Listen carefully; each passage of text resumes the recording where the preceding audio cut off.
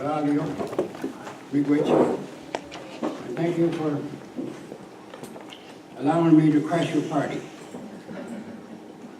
But I feel emotionally it's imperative that we somehow set the stage as to how this relationship between the Mi'kmaq people and the universities will ultimately and inevitably should unfold.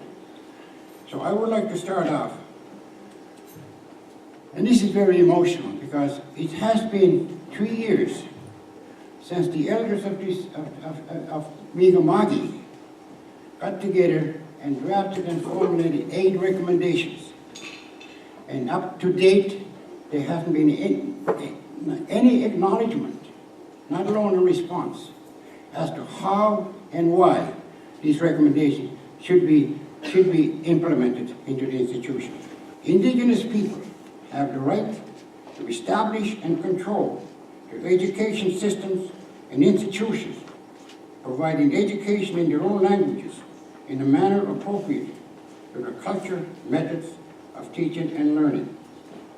Indigenous individuals, particularly children, education, or to be harmful to the child's health or physical, mental, and spiritual, moral, or social development, taken into account their special vulnerability and the importance of education in their empowerment.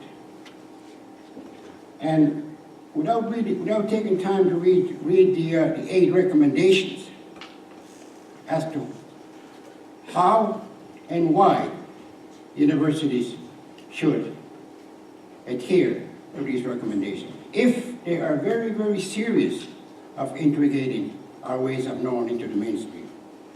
So Section 7, to me, I think, captures the essence where it says, elders should be involved in developing and improving education curriculums related to traditional knowledge for Aboriginal communities, schools, and provincial and post-secondary institutions in the Atlantic region.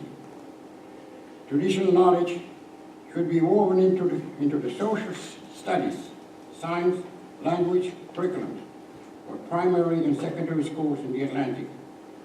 Aboriginal communities, this would ensure proper and meaningful education for the Aboriginal learners, enabling the communities to develop a balance between Western and Aboriginal learning methods and better prepare Aboriginal children to their future goals.